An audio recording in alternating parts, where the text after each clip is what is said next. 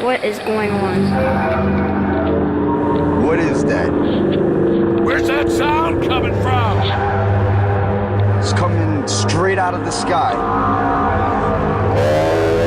Spoiler recap. That's scary. Welcome back to the All Spoiler Recap. I'm Julia Cunningham. In this podcast, we spoil a movie beat by beat. We go through every single moment, often too much description. In fact, you might notice that some of these movies are an hour and 40 minutes long, and it takes me an hour and 37 minutes to recap them. Too much? Maybe. I don't think so, though. I want to welcome my guests before we get into the movie of the week. My friend Ben Finer, who has his own podcast, which I had been a guest on. It's on and off with hiatus. You might just want to bookmark it. It's called Pod Goals, or you might know him from his various viral moments on TikTok. You can follow him at Never Ben Finer, which it wasn't until I said it out loud, Ben, that I was like, wow, that's a hilarious punny name for your TikTok. But Ben, welcome to the podcast. Hi, Julia. Thank you so much for having me. Oh my gosh, I've been waiting so long for this. I know, isn't it? I'm awful because the people closest to me, I never think to invite. And then they're so mad at me when I finally do. And I'm like, I just assume you hate hearing me talk about movies all the time, that you didn't want to have to be tortured by an all spoiler recap. Like I told you when we saw Trap, you are my favorite storyteller. Ben, that's really thoughtful. Ben and I saw Trap together. It was a really magical, beautiful night in which we were in a packed, was it a Friday night or Saturday night? I think a Friday night. Doesn't matter. A weekend night, packed theater. People were losing their minds during that movie. I saw recently on Reddit, by the way, that there's a low-key Oscar campaign from the people of Reddit pushing for Josh Hartnett. And I was like, number one, I don't think you know how Oscar campaigns work. And number two, lols. So I would personally campaign for Lady Raven, Best Original Song. right. Same. Yeah. In fact, I would like to campaign for her for at least a Golden Globe, you know?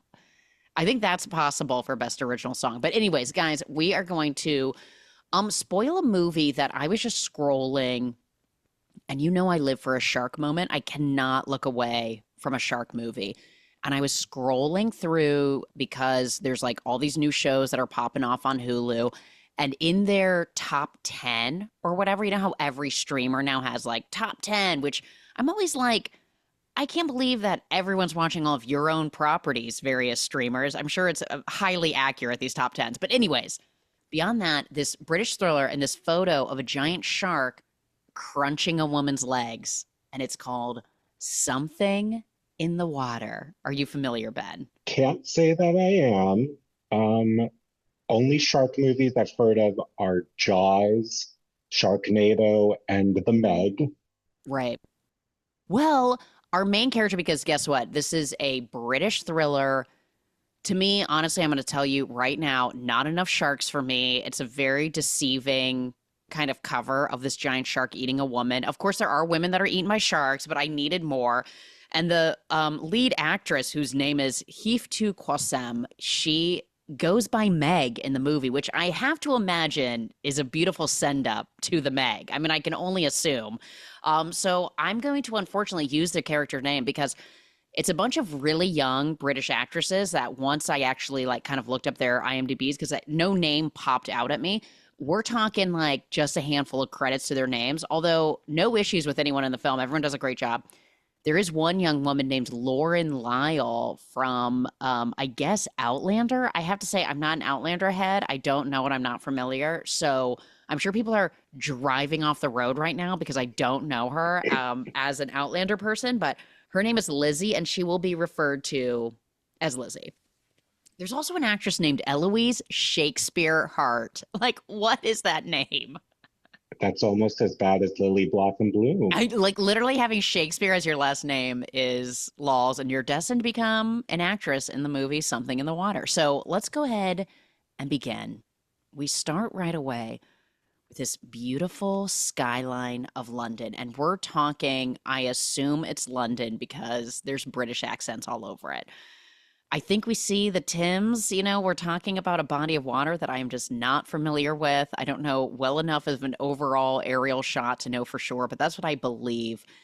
and it's dusk. We get these deep, dark blue skies, that little bit of light giving us shades of pink and purple. And we get some really whack, low grade pop music bringing us in as we get an overhead shot of the city to a more neighborhood vibe.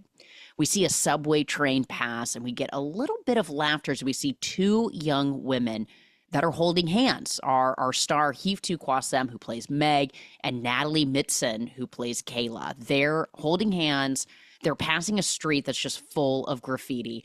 And that graffiti is pointing us in the direction of, quote, it's a bad neighborhood, end quote. You know what I mean? Like, we went from big city to like dingy lighting. And can you believe it? Graffiti. What a trash neighborhood. It's not skyscrapers anymore.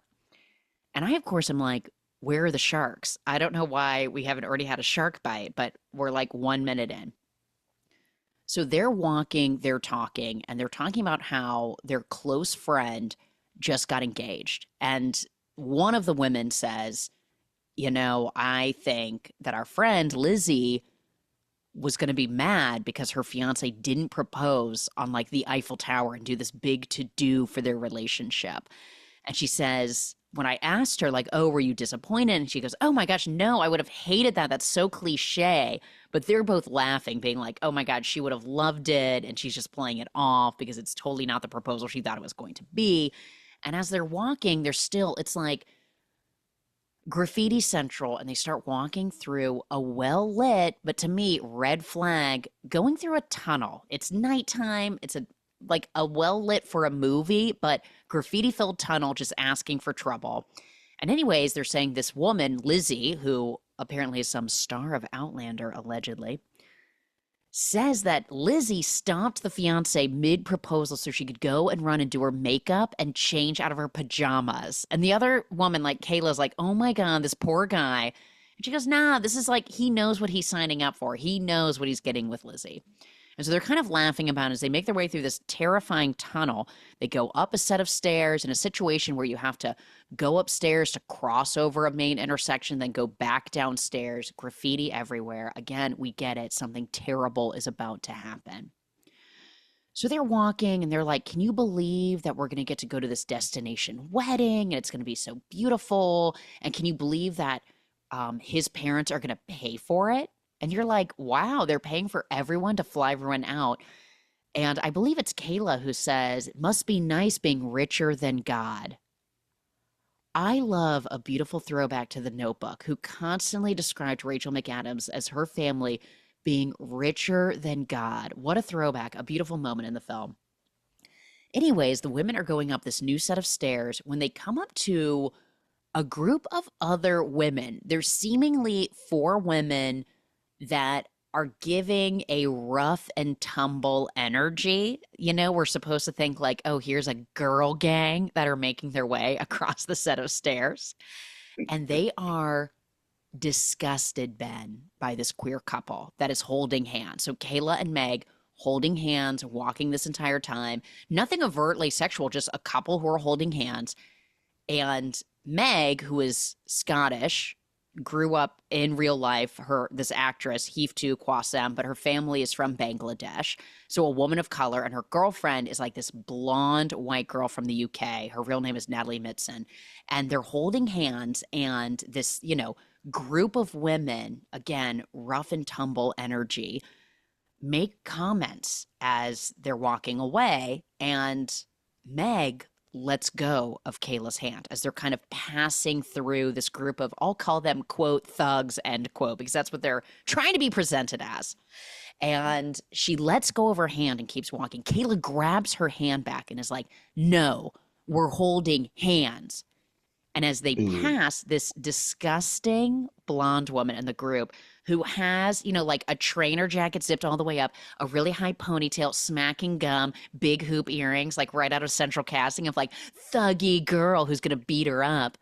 And she turns to her, and this is like way harsh, but she literally yells, effing dykes. That's what she yells.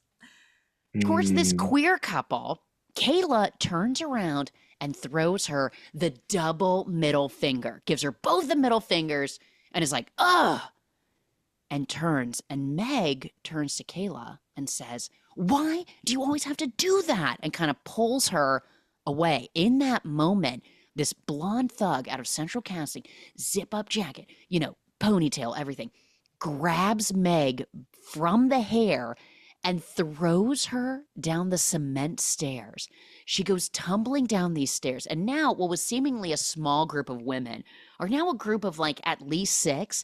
And they start kicking Meg. They start stomping on her. Kayla's being held back by a couple of the girls in the thug group. And I'm like, I thought I was watching a shark movie. What's happening? Hate crimes. This is terrible.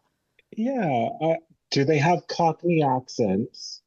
A little bit. They're definitely trying to be like full throttle. But meanwhile, the only words that they've said are effing D. That was the only words we've actually heard. I don't even think they get SAG cards for that. It's like a non-line part. It's giving me like West Side Story vibes, not shark movie. Not shark movie. No, I was kind of like, should I stop this? I'm like, where are the sharks? So literally, Meg gets stomped and we cut to black. And again, I am a little bit like, okay, horrific, but what does this have to do with shark bites? Like, where are the sharks coming in? Anyways, because I did not even read a description of the movie. We start getting, even though we just had literally a horrific hate crime take place on screen, we get this uplifting electronic daytime disco. It just starts kicking in like we are here to party. The camera sweeps over the ocean with a casual drone shot, and we get a simple, white, thick Arial font. Something in the water. Which honestly is such a half-assed title. Like, something in the water, something about her, something in the water. There's just like barely remnants of a title in that. And we start seeing this beautiful white beach, 30 shades of various blues in the ocean, and an airport welcoming a gaggle of patrons in that similar white, thick Arial font at the bottom of our screen. We get 1 year later. Standing in the luggage arrival area is Meg, our lead oversized giant shark / actress. And she looks healthy, but clearly has some form of PTSD. She has a scar visible on her forehead. And, a woman comes up just to collect her own luggage, but, no personal boundaries, is standing right at Meg. And you can tell she's uncomfortable. And there's a couple not that far off from her that are arguing and kind of like high energy. And he's like kind of has his hand on her in a way that they're just like overly telling a story kind of way. And she stares down at her keepcalm.app, which has a picture of a beach and the words breathe with a line forming a circle, calming. And the app tells her, take a deep breath, which she does. She starts to reach for her suitcase when the keepcalm.app, which is literally what it's called, starts to say, notice any anxiety you may be holding in your body and let it release. Draw your awareness to the ground underneath your feet as you walk. And at this point, she's collected her bag and she's literally walking as the app tells her to do. She's carrying a garment bag. She's heading out of the airport. And she's texting with someone. We can't see who is texting her, but the portion of the message says, let me know when you arrive. She's like, will do, X. And then landed. And she gets this message that says, Meg, promise not to kill me, ? And she sort of laughs at that message like, promise not to kill me? What is that? ? And as she looks up, she's like, F. Standing there in short shorts and her hair in a bun is Kayla, her girlfriend, formerly known as girlfriend ? Now we're starting to think, obviously, their relationship didn't survive the hate crime, which you think would in some ways maybe bring them together, but no, they've clearly broken up. And she pulls out her headphones as she's getting a text that says, Kayla's going to pick you up. And there's this awkward exchange of like, hey, you already said that. Okay. Are we good to go? Yeah. Like very short, clearly have not seen each other. And they get into a blue worker bus taxi that's like the size of like an old VW bus, but like half of it, like really petite, where there's a giant space where there should be additional seats, but there's only 2 kind of crammed in the far back. And we're most likely overseas somewhere. I'm not sure where the hot destination wedding would be. It's not Europe. It's maybe like an island off of Africa or Tahiti or something like that. Something sort of like much more exotic feeling than just like Greece or something like that. And they sit in the back of the car next to each other, borderline on top of each other, where it's like, obviously you're fighting, but your legs can't help but touch. And they're ignoring each other. And Meg listens to a voicemail from a friend named Ruth, whose real last name is Shakespeare. Ruth Shakespeare. Cam just told me she sent Kayla to pick you up. It must be so weird seeing her after all this time. I really hope you're okay. I can't wait to see you. Love you. She hangs up, deletes the message, and continues on with her Calm app. Kayla finally breaks the ice and is like, oh, sorry for not telling you that I would be here. But, if you're wondering, Lizzie has gone full bridezilla and like trying to be a little jokey with her. Meg is not having any of it. She's just staring straight ahead. She's like, it's fine. And it doesn't have to be awkward, and gives this real shruggy emoji energy as Kayla's then like, so how are things? Like super awk. And she says, well, and in that moment, it's like, honk. The car slams on the brakes. She immediately flashes to the night of the assault because anything at this point in her life is triggering her to this night. The car has stopped because a woman is collecting coconuts that have fallen out of her wheelbarrow. And then the taxi continues on. Meg attempts to collect herself. She's again like, and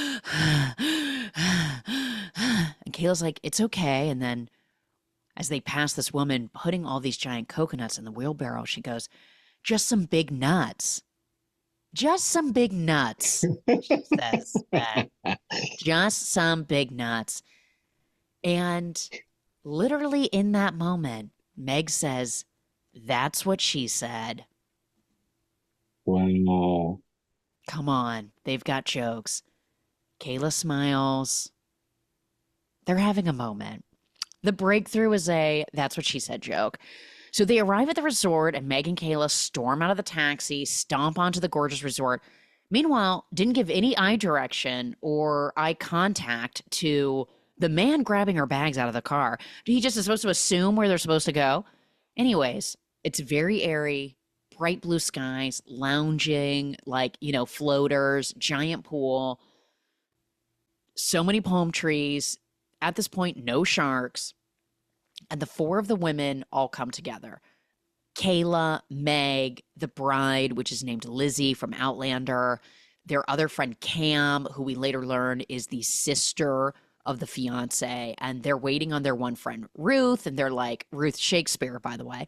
They're like, oh my God, we're all together again at last. This is so great. They find Ruth power walking on the beach while the other four are in a golf cart driving. And Ruth power walks and yells to Meg, like, you look great. And they're all kind of like, has she been isolated for a year? Like, what has she been doing? Like, what has she been doing? Have you guys not been visiting your friend who was stomped on by a group of thugs in a hate crime? Like, what is going on here? Cam calls the event like, oh, I feel like you probably need a big vacation. And Lizzie's like, excuse me, this is my wedding. It's not a vacation. And Lizzie's like, oh, sorry, like vacation / party / wedding, whatever. And they zoom off. Let's Fast and Furious this place. And they zoom off in the golf cart to whack electronic music. Later, Cam and Meg are on the balcony, and she says to Meg, she's like, you know what? Just enjoy it. Have fun. Like, this is a vacation for you. You do you energy. They're like, totally. She leaves, and Meg goes into her giant suite, and she removes her Converse, and she, walks by this giant tray of fruit that's been laid out for her. It's very bright. It's just very beachy. It feels like a very fancy resort. And she goes and jumps onto the bed. And it literally is like It is not a comfortable bed. She hits that bed like literally a rock hitting a wall or a thug stomping her. I mean, there's no way that that bed is comfortable. It's such a hard bed. She could have re-injured her face in that moment and yet is rolling around like it's heaven. Well, the budget was not that high. They were like, we blew it on the 2 drone shots we already used. We cannot pay for beds. Just stack boxes. Boxes of bricks. That's all we have. They overspent on the fruit. They literally wasted it on the fruit. So the entire wedding party of maybe 16 gather around this giant table on the beach. And we learn again that Cam, aka her real name is Camilla Parker Bowles, just kidding. And she's the younger sister of Dominic. I know, such a dumb joke, but it makes me laugh to myself. Dominic is the groom who's marrying Cam's friend Lizzie.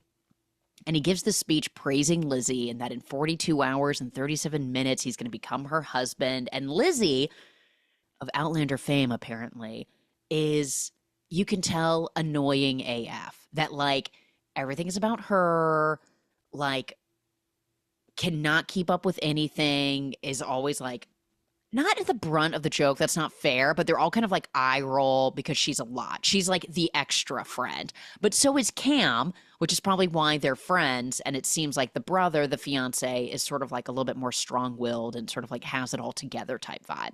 So they're all sitting around at the end of the table and they're gossiping.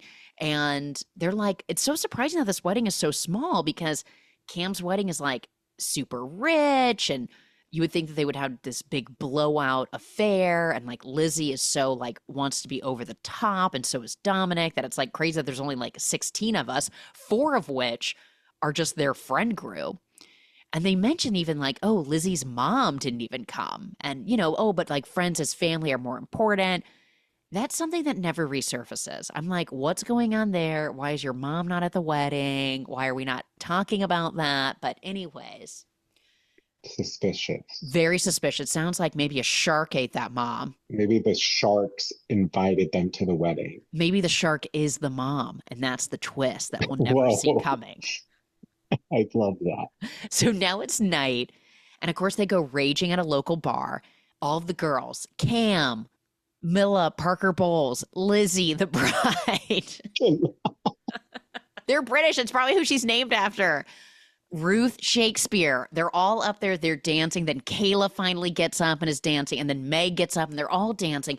And they're singing along to the song Reach by S Club 7, which, you know, I don't know if you remember that like low-key banger. I mean, it debuted at number 2. I looked it up on like the UK singles chart. I don't think it ever was like a hit in the US, but like when I heard it, I was like, oh, I've heard the song. Like I was like, is this a girl group song? What is this? And it's like, reach for the stars, climb every mountain higher. And it's just like a poppy, random song that I can't believe they even like got clearance for or like wanted to use for whatever reason. It must be sort of like. I think they're having a mini comeback. Like Are they really? They were on like the festival circuit in the UK. I kind of love that because I was like, S Club 7, this is a reunion we are clamoring for. But I didn't realize that. So I wonder if that's why they're like back out licensing music or something like that, because I thought it was totally random, but I guess it would make sense if this girl group of like late 20s, maybe getting close to 30 would be into S Club 7. It sort of makes sense.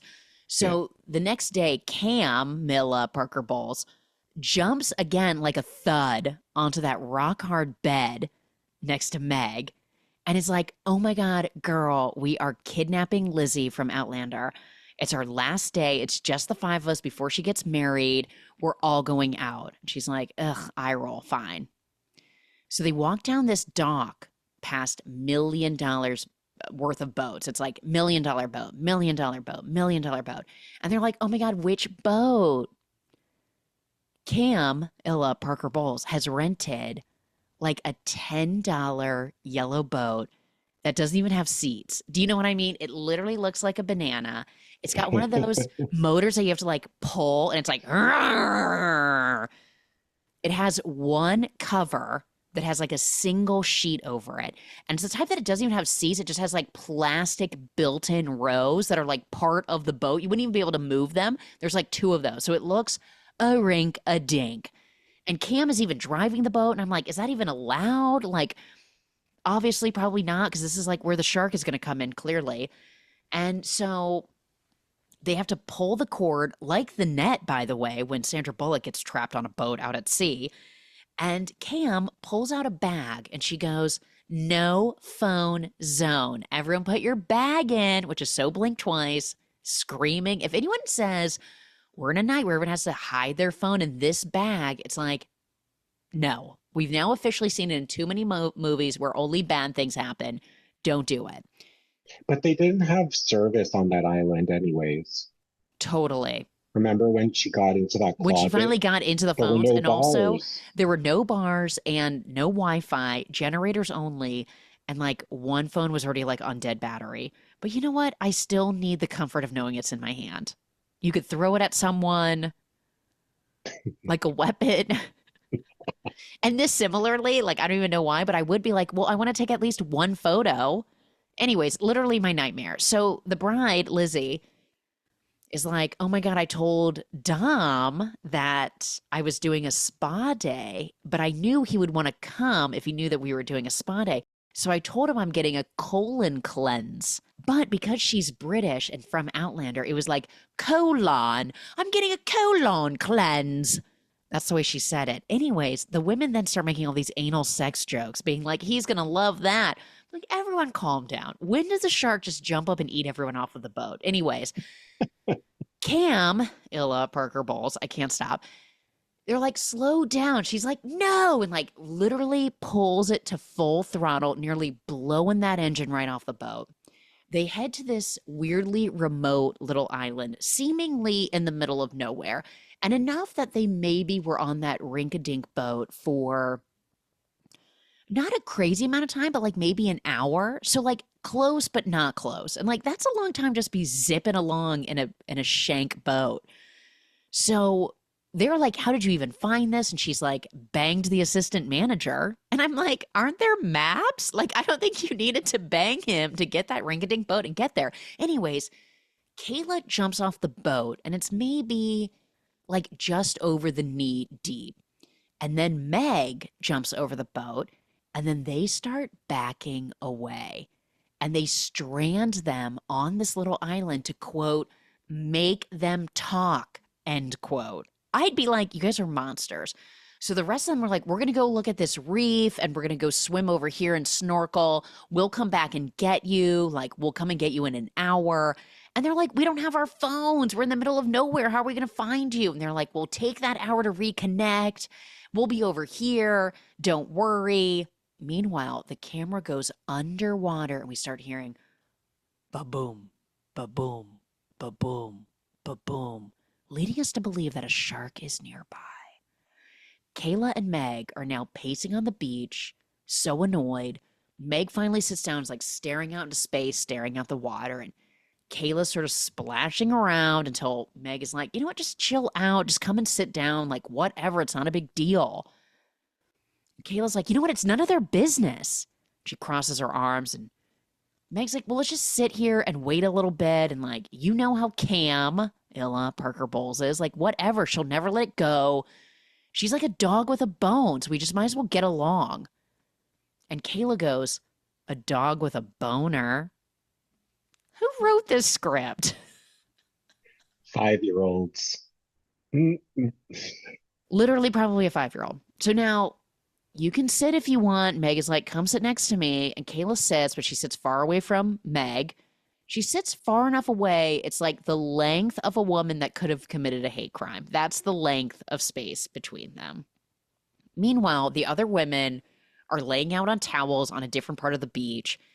They're all like, "I think we did the right thing." I'm like, "Did the right thing? You guys are unhinged." They're like, "Well, you know, they just need a little nudge. And I think they just needed to be together." And Kayla is making a sandcastle while they're all talking about this, clearly not talking about any of their issues or coming to terms with anything that happened in their past or the trauma that Meg went through.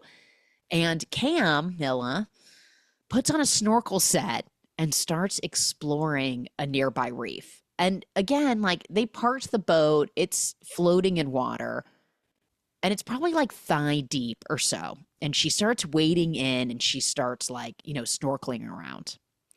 Back with the other two, Kayla finally turns and is like, I am sorry. I'm sorry for everything. And Meg looks back at her and just keeps wading forward. At this point, they're just like over it and trying to find the rest of the group. And Ruth, who's been talking to Lizzie about the wedding, all of a sudden, and we're talking Ruth Shakespeare, by the way, she sits up and looks out of the water and is like, wait, where's Cam, Illa?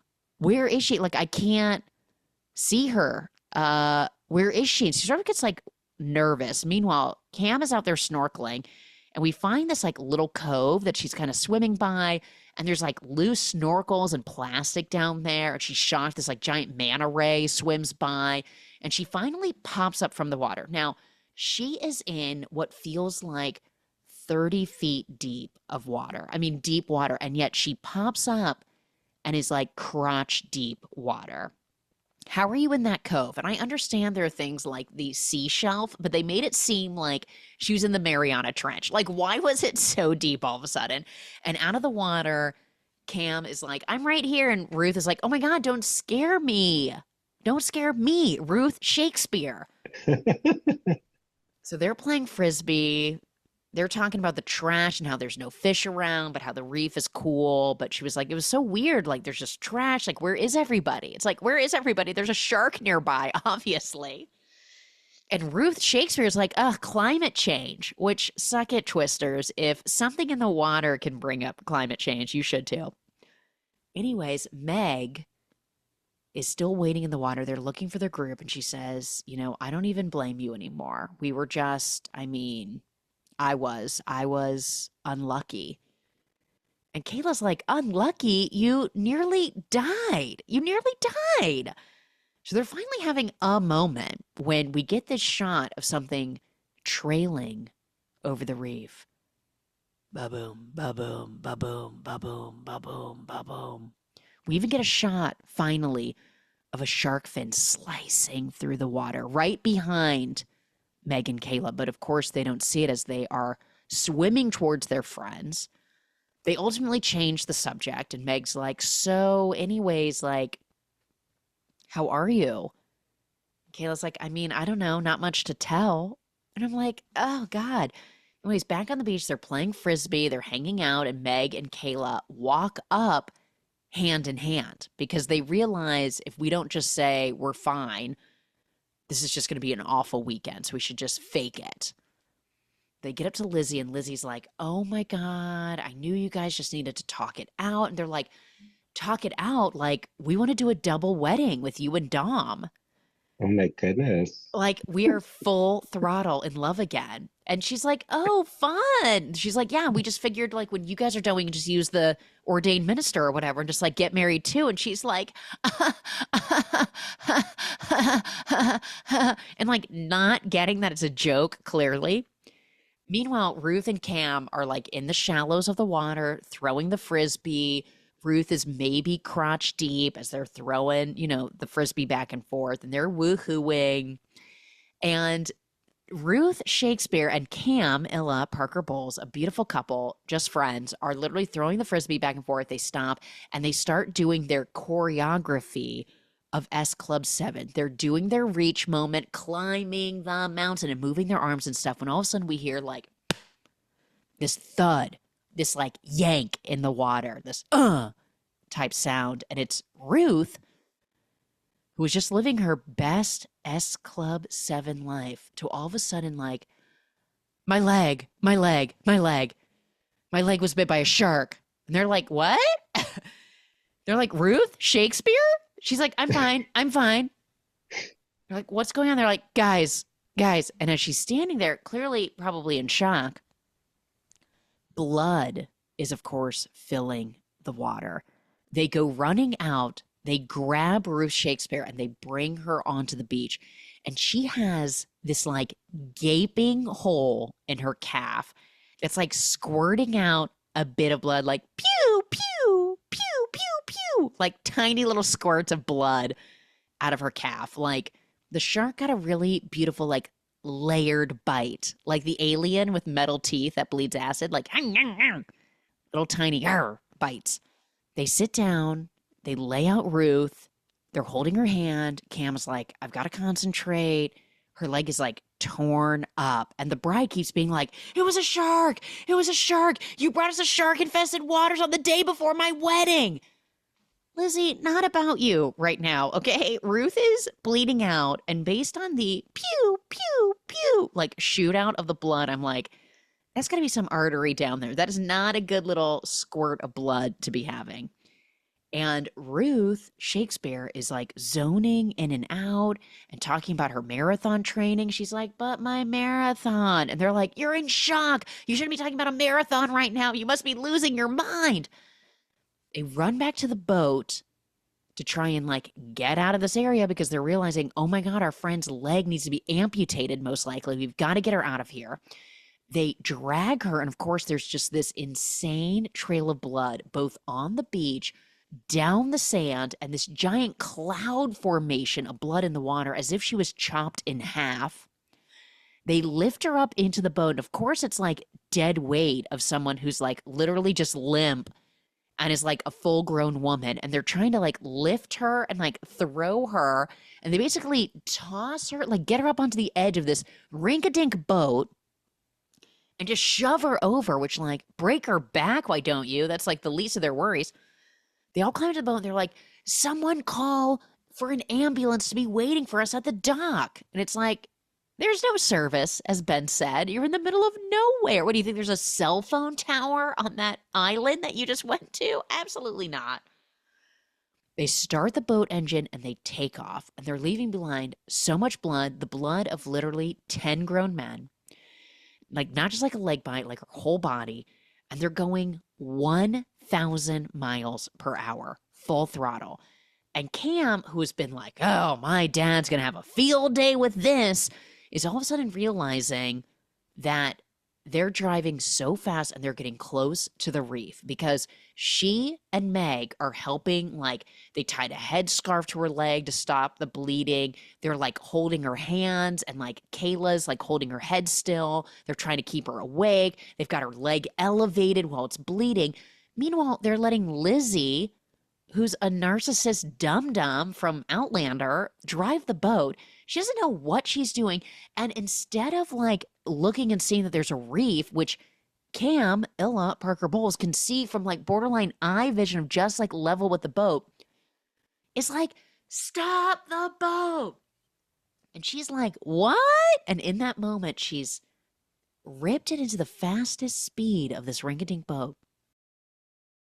It goes flying over the top of a reef into the air, literally like Fast and the Furious when a car flew from one building into another building. And it slams down into the water and immediately starts taking on water. There's a huge gash in the boat. And they're literally trying to throw the water out of the boat with their bare hands. It's like, girls, not possible. They're in the middle of nowhere. They're all starting to squabble. They're like, well, get the life preserves, get the life jackets. Ben, how many life jackets do you think are on this boat? Well, it sounds like this type of boat has 0. I know. I was like actually shocked that they find one. And of course, they're like, why aren't there enough life jackets? Cam, Illa, Parker, Bowles. She's like, because I'm leaving you all for dead. There's not a single life jacket. But there's one. They find one. So, of course, they put it on Ruth because they're like, we're literally about to drown. And it's like, are we there? We're nearly there. Ah! So there's a hole the size of a grapefruit in the boat taking on water. They're like, we need to be better. We need to be ready. There's going to be a boat that's going to come. They're going to find us. We just need to keep Ruth's leg above water. And as they're like climbing out of the boat, which is capsizing at this point, they're starting to float in the water, and they have one of those single like lifeguard floaters that they would always run with on the beach in Baywatch, if you remember. Lizzie, our bride from Outlander, is having a total meltdown. And she's like babbling to herself, like speaking in tongues, like in The Deliverance on Netflix. And they're finally like, Lizzie, What are you yelling about? We need to focus on Ruth. This isn't about you right now. We have our friend who's literally zoning in and out of consciousness. We're treading water, holding her afloat, and we've got her damn leg up in the air. What is going on with you?" And she literally says, "I can't swim." Oh shit. It's Why so did she good. agree to get on this boat in the first Like, what place? were you thinking? I mean, I guess when you're so full of yourself that you think you're just like above everything, you are not going to get eaten by a shark. You are not going to drown. And they're like, "What?" And then they're like, "This isn't even like swimming. It's fine. Just tread water, move your legs. It's like riding a bike in the water. Try like this." They're like, "Hold on to this." So now they have to give her the lifeguard floater buoy thing because they now have to tread water and they've got to like keep the dead weight of Ruth, literally this dying body, floating. So they're out of the capsized boat. They're treading, floating in the water. Lizzie is like holding onto the floaty. They're all gathering together. They're holding on like a group. Ruth has the life jacket on. They're stabilized. They've got her leg over Cam Illa's leg, or over her shoulder, excuse me. And Kayla's trying to hold the cell phone up, trying to get service. Like, girl, just let it go. You're not getting service. Meg, she starts getting pulled underwater by Lizzie because Lizzie is like a dumbass and is like trying to grab onto anyone who's nearby her because she's having a full blown panic attack because she can't swim. And she keeps bobbing Meg down into the water, who has full blown PTSD. She's triggered from her attack and she's like flailing around, screaming, taking on water. And they're all freaking out. And then Kayla's like, "The phone is dead." Well, yeah, girl. I mean, just let go of it. Time is passing. We're seeing the sun shifting. Cam is getting a cramp in her leg. They've been out at sea for unknown amount of time, maybe hours, but they're already starting to get chapped lips and sunburned. You know what I mean? Like full throttle. We've been in the sun. Lizzie, our bride from Outlander, is literally the palest being, like ready to burst in the sun, is getting pink reshed, like, cheeks, etc. And Lizzie is like, "You guys, when I get back, I'm not going to diet anymore. I wanted to look good for photos for my wedding, but now I don't care." And she's like, "We're going to have such nice photos at our double wedding." And they're like, "Girl, we're not back together, you idiot. We were joking. It's all yours. It's your big day, and you're going to have an amazing wedding." Meanwhile, they're like, "Who just kicked me?" And everyone's like, "I didn't kick you." "Well, someone kicked me. It wasn't me." Everyone calm down. "Who was that?" "Well, definitely got kicked." All of a sudden, they realize there's a shark circling the entire little prayer circle that they've got going on. Reminder: Ruth, borderline dead body, floating in the water. They've got the life jacket on her. Meg and Cam, Illa, are keeping her afloat, treading water, and they've got her leg up over Cam's shoulder. Lizzie's holding onto the buoy, and they're all just like in this little prayer circle. Cam luckily has a knife, which while she was out on the reef snorkeling, she had the knife attached to her swimsuit. And she's like, "It's okay, you guys, I've got a knife." And Lizzie from Outlander is like, "Yeah, and my dad told me that you should punch a shark in its nose and you should try and punch it in its gills and eyes." And they're all like, "Oh my God, that's actually really helpful, Lizzie." In that moment, as they're like, "Oh my God, so fun. We are going to take down this shark," they realize Ruth is dead. They no longer have a pulse. She's bled out. She's just literal dead weight. And Lizzie's like, "I can't believe she just died. Tomorrow's my wedding. Wow. She's my Ruth bridesmaid." Shakespeare. Guys, R.I.P. Ruth Shakespeare. She died from a bite. Like, how embarrassing.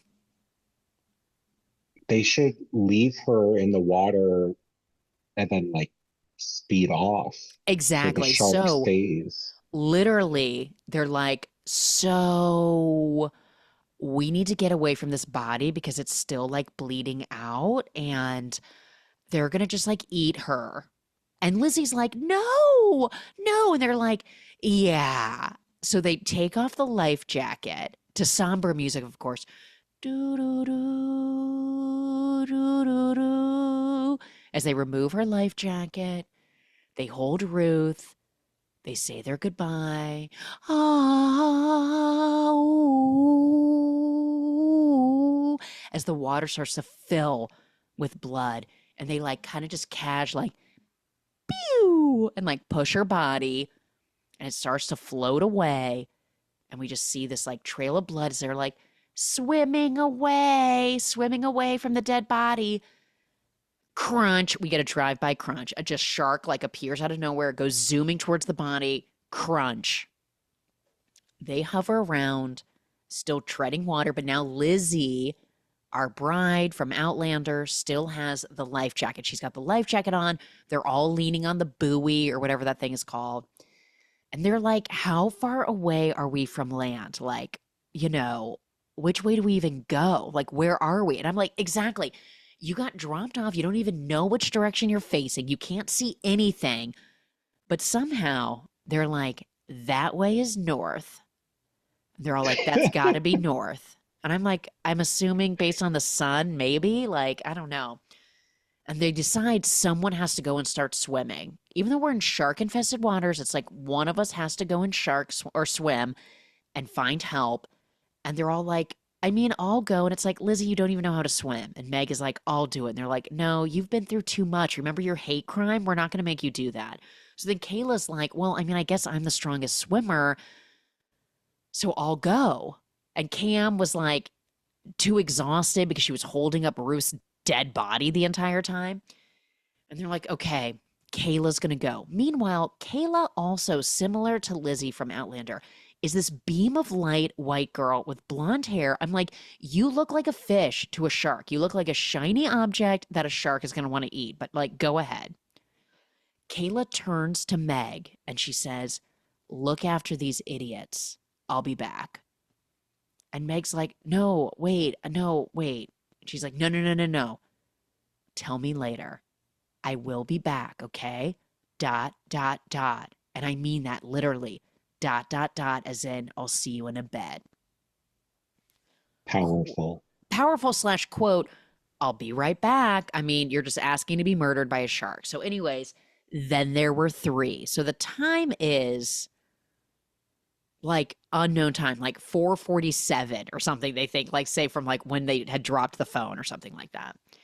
And Lizzie is like, it's 4:47. I was supposed to get a massage at 4 o'clock. I was supposed to get a massage. And she's like, I'm so upset. And Cam, Ella Parker Bowles, is like, you know what? I can't even with you right now. This isn't about you. And she's like, you can't about me. She's like, you let us out here. You try to get them back together. You ruined my wedding. And you're an idiot. And you never think about anyone. And now I'm stranded out here and I can't even swim. And she like really rails on her. And she's like, look around you. Ruth is dead. Kayla's out there swimming. She's probably going to get eaten by a shark. And she's like screaming. And Camilla is like taken aback because clearly Lizzie has never gone off this way or like spoken her mind in that way. Even though she's sort of like a narcissist and everything, she's never like been mean kind of in that way. It's just been about her. And then she says, what if Kayla doesn't make it and she doesn't tell Meg how she really feels? Meg deserves to know. And then she turns and she's like, Meg, you deserve to know. And Meg is like, what? Like, why are you dragging me into this? And she goes, you should know that she was going to propose to you the night you were in a hate crime. And she's like, what? And she goes, but Dom stole her thunder because he proposed to me that night and she decided to wait. She was going to propose to you that night, but she just thought it wouldn't make sense. She was going to wait. And then the attack. And Meg is like, oh my God, I've got to talk to her. And she starts taking off swimming. Because even though Kayla only left, 3 minutes ago, she's out of sight. She swam so fast we cannot even see her on the horizon. And Cam is like, no, no, no, the sharks, the sharks. So she takes off going. Cam is following her. Lizzie is floating in the life jacket on the buoy. And then all of a sudden, she's like, Cam, Cam, the sharks, the sharks. She's screaming. The shark swims right by Cam and like side swipes her. She has this big gash on her arm. Meg stops swimming, turns around and sees her. And in that moment, this gash is just like oozing blood out into the water. Meg is like, ooh, backward, like, ooh, let me get away from you. Let me get away from you. You look like you're in the Olympics. I'm just like really beautifully swimming. She starts swimming away, and Meg is like, bye. Ooh, gotta get away from you. Cam, though, is like, well, I've got my giant knife, so I'm going to take this shark down. She swims towards the shark, Ben. She's like, I don't care. Even though that shark is definitely going to eat me, I'm going to at least try and punch it in its face. She starts swimming towards the shark with her giant knife. Come here, you bastard. She's treading water and holding her knife like, I'm ready to punch you. And as she starts kind of getting ready to be in punching vibe where she's lifted up her arm, like, stab now, stab now. She's waiting too long. She's like, I'm waiting for the perfect moment to stab the shark. The shark is like swimming around her and circling her, circling her. All of a sudden, it goes quiet. And she's like, where's the shark? Boom, it eats her. It's like, come on, girl. The water, it's like you got to just go for it. You can't just be like waiting for the perfect moment. You should be flailing around, just stabbing aimlessly. I have a question. Yes. When they say something's in the water, is there one shark or are there multiple sharks? At this point, we've basically seen what we believe is one shark, although it's shark-infested waters and another one will appear. Okay. Spoiler alert. But as we see this pool of blood as she's like yanked down under the water, she pops back up, feverishly throwing her arms around, but then pulled back down, chomp, eaten. Lizzie, Wow. I know, incredibly emotional. Lizzie from Outlander somehow flails forward with her buoy and her life vest. And she's just like, she's gone, she's gone. And at this point, her face is so red. Her arms, her lips are cracked. She's so sunburnt. She looks like Violet Beauregard, but if she was a strawberry. Do you know what I mean? Just like full of sunburn. Even Meg, who's like her family is from Bangladesh and is like beautiful brown skin, even has like the rosiest cheeks to show that they've just been in the sun for hours and that water reflecting the light back up to them. And Lizzie is having, of course, a breakdown because she's like, oh my God, I said all those terrible things right before she died. And I said this was all her fault. And Meg's like, hey, snap out of it. There's no point. Stop it. Camilla Parker Bowles is dead. Okay. And they embrace and they're crying. And Meg's like, it was amazing even what you did back there. She wouldn't have even been able to have a fight if you didn't warn her about the shark. And I'm like, all right, you're pushing it a little far. She barely did anything. Let's not give Lizzie a heap of praise, okay? She was like, shark, that's it. And she's like, I just thought, what would Cam do? What would Cam do in this moment? I'm like, okay. Anyways, they're starting to lose it at this point. Meg has been treading water for probably 17 hours. I mean, she's got to be exhausted. She's starting to lose it. She's doing that thing where it's like her head is tilting back into the water. And they're like, we should swim. We should just start to swim. And Lizzie's like, no, we got to stay here. They're going to look for us right here. And I'm like, they don't even know where you are. And you've probably floated so far. And they're starting to fall asleep. They're like losing it. They've been floating for hours. They're obviously dehydrated. They're sunburnt. And Lizzie, and they're both leaning on the buoy at this point. And Lizzie is like, you know, Dom got us a boat for our honeymoon. We were going to be staying on a boat out here on the water. And Meg's like, but you can't swim. She's like, no, my plan was to lay on the on the deck and sip champagne and look sexy. And she's like, it wasn't my first choice, but Dom really wanted it. And so they're starting to trail off. And they're like, boat, oh, dehydrated. So they're floating around. And then Meg's literally like, no, boat, wait, boat, boat. And they realize, and they're like, oh my God, Kayla found us. And they're waving their arms. And they're like, boat. They're waving frantically. Zooms by is like a party yacht. And there's not like people out on the back of the yacht dancing, but they're blasting music. They do not see them floating in the water. They drive right by. They just drive right by, blasting music. They're like, No. come back, you rich bastards, come back. Where's Kayla? I thought you were the strongest swimmer. Get your ass back out here. Randomly, Lizzie's like, she didn't want you to feel sorry for her. And they're like, Camilla Parker Bowles feel sorry for her? What are you talking about? And she's like, no, Kayla. And also we get this like somber music. Da, da, da, da, da, da, da. Oh my God, that started to be Jurassic Park. Did you know that? Just naturally, I started doing Jurassic Park for somber music. I don't know why. It just came out of me. Jurassic Park again. Da, na, na, na, na, na, na, na, na, na. Da, da, da, da, da. And Kayla's like, she's never forgiven herself for that night. And Meg just stares off into space. Meanwhile, Kayla's still swimming. We cut to her. Da-na-na-na-na, da-na-na. She's swimming, just powering through. She's on her back now. She's trying to make her way to land. She's doing whatever she has to. She's like, I can't swim forward anymore. Backwards, backwards.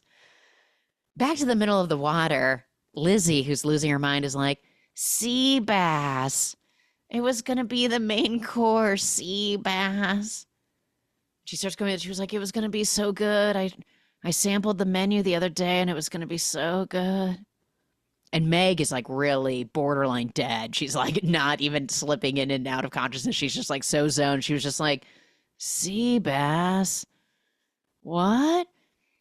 She's like, I shouldn't be here. I'm supposed to be getting married. None of us should be here, but it's my fault. And Meg's like, no, it's my fault. I'm bad luck. I'm terrible luck. And she's like, no, sea bass. She's like, tell me about the sea bass. They're like trying to keep each other awake. They're talking about sea bass. And Lizzie's like, I was going to saute it.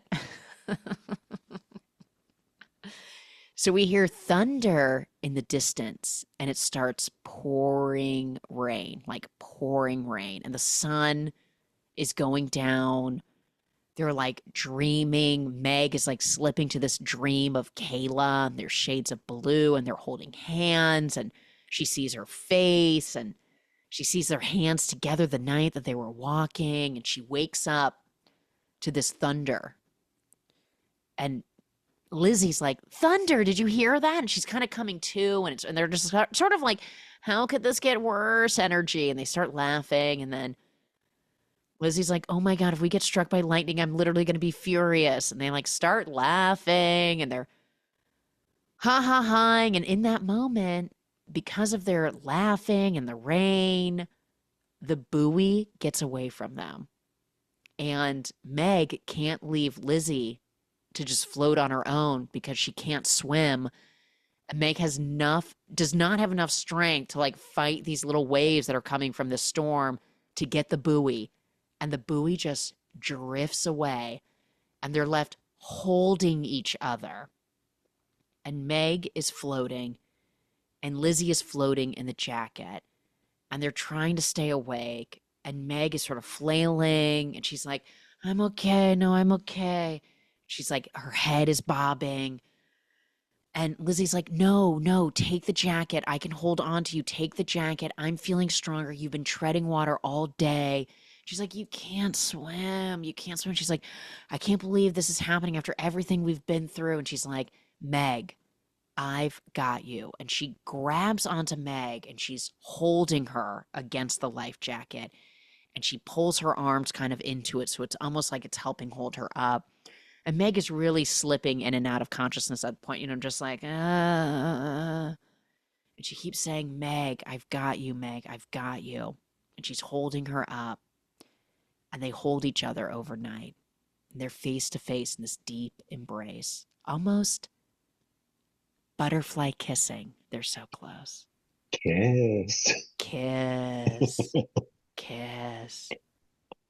And Lizzie's watching the stars as Meg starts to drift to sleep. Kiss her while she's sleeping. Just kidding. Don't do that. Meg wakes up in the life jacket. It's daylight and her head is back but above the water. And we hear this whisper, almost like a memory. I've got you, Meg. Da-na-na-na-na-na-na. Just kidding. Meg comes to, realizing Lizzie is not there. And she's screaming, Lizzie! Lizzie from Outlander! Lizzie! And she even takes off the vest and is diving around, looking in the water. She's not hiding down below in the water, girl. She dead. It's like, girl, she's dead. But it's her wedding day. It's her wedding day, and she died. She sacrificed herself for Meg. Meanwhile, the life jacket, because she took it off, literally floats away, obviously. And she swims for it. She grabs it. She puts it back on. And she's like, Lizzie. And she finally is like, you know what? F this. I'm alone. It's just me. And she begins to swim. Finally. And she immediately runs into a shark. Of course. Boom, shark. And the shark dives up at her, but she punches it right in its nose, just as Lizzie had said you should do. But she is cut. She gets a cut on her hand because I guess not. The noses of sharks are knives. I have no idea. But she gets a cut on her hand. And she climbs up on these rocks that she sees from afar. And she's swimming, of course, with her hand up to not let all the blood go into the water. And she takes off the vest and she wipes her hand down the vest and throws it. Because somehow she regained all of her strength overnight. Don't worry about Meg. She throws the vest out into the deeper water to use it as a decoy. And she power climbs on these rocks. Which is basically reef, which would be like burning your skin, I think. But anyway, she gets up there. She climbs on top just in time. And she's scraped up. She's got a gash on her calf and on her hand. And she takes off her wet top that was like a button down to tie it around her. Or her tank top, I think she ties it around her hand to stop the bleeding. And she's laying out on top of this giant rock. Just being crucified by the sun, by the way. And we get this low budget version of the song Angel by Massive Attack. Do you guys remember that song? It was a hit for Massive Attack, this trip hop band from the UK. The song was used, if you remember, in The West Wing when President Bartlett's daughter is being kidnapped. They used this song by Massive Attack. It's called Angel. And it's like, bum, bum, bum, bum, bum, bum, bum, bum, bum, bum. It's like, you are my angel. I can't do an impression of it, but literally a version of that plays. But it's like the producers couldn't get the rights to it. So they're like, find a song that sounds like Angel by Massive Attack. Find a song that sounds like Jurassic Park. Just kidding. So she's laid out. Her hand is full of blood. She's on the edge of the water, of course, attracting sharks. So now it's not just one, it's two circling this rock that she's on. And she's laid out. It does not look comfortable. And she's there, but of course the water's getting closer because the tide is coming in. And it's starting to take over the rock, and she's getting more and more into the water as the sharks circle. And she was laying out her full body fully out of the water, and now she's on the tip top, and they're just waiting, and they're circling her. And all of a sudden she's on the tip top, but she's ankle deep in water. And now it's knee deep in water. And in that moment, as you're oh my God, the sharks are going to be able to get her soon. Vroom. That's right. Kayla to the rescue. In the distance, Kayla, with help, but the blood on her leg has attracted the sharks, and she's now, beyond knee deep or getting to mid thigh length of the water. And the sharks are now trying to like dive up at her towards the rock. And she jumps into the water because she's like, the only way out is if I swim injured towards Kayla, who's hurtling towards me 1 million miles per hour. So she dives into the water and she's power swimming. Because remember, literally last night, borderline dead. And yet somehow she's rehydrated. She's full of life. She's on their last push to safety. And she goes. And she swims literally towards the rescue boat. The shark is right behind her. And similarly to I Know What You Did Last Summer, where the killer, Sarah Michelle Gellar, is running at full speed, like a high school track star, and a creepy old man in a trench coat and a slicker is walking her same pace. This shark is somehow not able to catch up to her power swimming towards the boat. And Kayla somehow pulls her out of the water as the shark is trying to bite at her ankle. And the boat is still moving at full speed. That's how powerful Meg is with her swimming. She gets up and is pulled away from not one, but 2 sharks. And Kayla says to her, I told you, didn't I? ... And Meg is like, they're dead. All of them. You're too late. They're all dead, including the bride. Can't wait to get back to this wedding. So they sit next to each other in silence, chapped, sunburnt. You would think the rescue crew would hook her up to an IV or even just give her a Gatorade or something. And Meg pulls out 4 friendship bracelets. Taylor Swift, Eras Tour friendship bracelets. And they cry. And she leans into Kayla, and Kayla embraces her. And Kayla says, I think we should, let's go home. And Meg looks up at her and she says, together. Kayla then holds Meg and they drive home. And we get this on-the-nose song called literally Keeping Your Head Up by the artist Birdie, with lyrics like, all I can do to keep you safe is hold you close till you can breathe on your own, till you can breathe on your own. And the boat drives off through the ocean. The end. Wow.